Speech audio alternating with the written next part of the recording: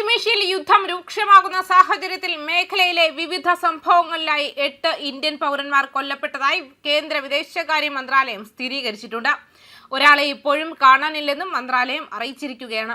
പശ്ചിമേഷ്യൻ സാഹചര്യത്തെക്കുറിച്ച് വിശദീകരിക്കാൻ വിളിച്ചു ചേർത്ത അന്തർ മന്ത്രാലയ യോഗത്തിലാണ് അഡീഷണൽ സെക്രട്ടറി അസീമാർ മഹാജൻ ഈ വിവരങ്ങൾ പങ്കുവച്ചത്.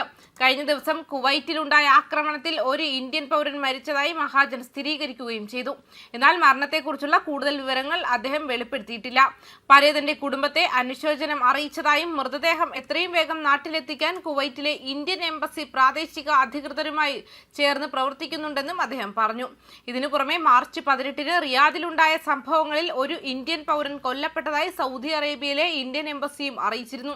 മാർച്ച് 20-ന് ലഭ്യമായ കണക്കനുസരിച്ച് 6 മരണങ്ങളായിരുന്നു റിപ്പോർട്ട് ചെയ്തിരുന്നത്. ഇത് 8ആയി ഉയർന്നത് ആശങ്ക വർദ്ധിപ്പിക്കുന്നുണ്ട്. ഫെബ്രുവരി 28 മുതൽ ഏകദേശം 5.5 ലക്ഷം യാത്രക്കാർ മേഖലയിൽ നിന്നും ഇന്ത്യയിലേക്ക് മടങ്ങിയെത്തിയതായി മന്ത്രാലയം അറിയിക്കുകയും ചെയ്തു.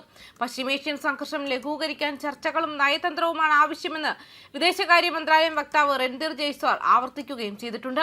മാർച്ച് 28-ന് പ്രധാനമന്ത്രി നരേന്ദ്രമോദി സൗദി അറേബ്യൻ കിരീടാവകാശി മുഹമ്മദ് ബിൻ സൽമാനുമായി ഫോണിൽ സംസാരിച്ചിരുന്നു. മേഖലയിലെ ഊർജ്ജ അടിസ്ഥാന സൗകര്യങ്ങൾക്ക് നേരെയുള്ള ആക്രമണങ്ങളെ ഇന്ത്യ അപലപിക്കുകയും സമുദ്രയാത്രയ്ക്കുള്ള സ്വാതന്ത്ര്യം ഉറപ്പാക്കേണ്ടതിന്റെ ആവശ്യകതയിൽ ഇരു നേതാക്കളും യോജിക്കുകയും ചെയ്തു. യുദ്ധം കാരണം പരീക്ഷകൾ റദ്ദാക്കേണ്ടി വന്ന ഗൾഫ് മേഖലയിലെ 10ാം ക്ലാസ് 12ാം ക്ലാസ് വിദ്യാർത്ഥികൾക്കായി CBSE പ്രത്യേക മൂല്യനിർണ്ണയ പദ്ധതി പ്രഖ്യാപിച്ചിട്ടുണ്ട്. CBSE, ICSE, കേരള ബോർഡ് പരീക്ഷകളെക്കുറിച്ചും JEE, നീറ്റ് പരീക്ഷകളെക്കുറിച്ചുമുള്ള രക്ഷിതാക്കളുടെയും വിദ്യാർത്ഥികളുടെയും ആശങ്കകൾ പരിഹരിക്കാൻ മന്ത്രാലയം നിരന്തരമായി ഇടപെടുന്നുമുണ്ട്. മേഖലയിലെ കപ്പൽ ജീവനക്കാരുടെ സുരക്ഷയ്ക്കും മുൻഗണന നൽകുന്നുണ്ട്. വിമാനത്താവളവും ആകാശ പരിധിയും ഭാഗികമായി അടച്ചതിനാൽ ഇന്ത്യയിലേക്കുള്ള യാത്രയ്ക്ക് പ്രത്യേക ക്രമീകരണങ്ങൾ ഏർപ്പെടുത്തിയിട്ടുണ്ട്. UAE-യിൽ നിന്നും ഏകദേശം 85 വിമാനങ്ങൾ തിങ്കളാഴ്ച സർവീസ് നടത്തും. ഖത്തർ എയർവേസ് 10 സർവീസുകൾ നടത്തുമെന്ന് പ്രതീക്ഷിക്കുന്നുണ്ട്.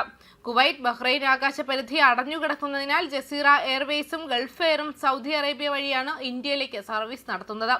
ഇറാനിൽ നിന്നുള്ളവരെ അർമേനിയ, അസർബൈജാൻ വഴിയും ഇസ്രായേൽ, ഈജിപ്ത് എന്നിവിടങ്ങളിൽ നിന്നുള്ളവരെ ജോർദാൻ വഴിയും ഇന്ത്യയിൽ എത്തിക്കാൻ വിദേശകാര്യ മന്ത്രാലയം സൗകര്യമൊരുക്കുന്നുണ്ട്. പ്രവാസികളുടെ സുരക്ഷയ്ക്കായി 24 മണിക്കൂറും പ്രവർത്തിക്കുന്ന ഹെൽപ്പ് ലൈനുകളും കൺട്രോൾ റൂമും സജ്ജമാണെന്നും മന്ത്രാലയം വ്യക്തമാക്കി. അതേസമയം ഹോർമുസ് കടലിടുക്ക് കടന്ന 2 ഇന്ത്യൻ LPG ടാങ്കറുകൾ സുരക്ഷിതമായി ഇന്ത്യയിലേക്ക് തിരിച്ചു.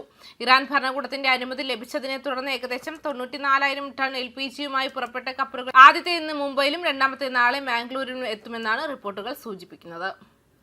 ന്യൂസ് ഡെസ്ക് കർമ്മ ന്യൂസ്.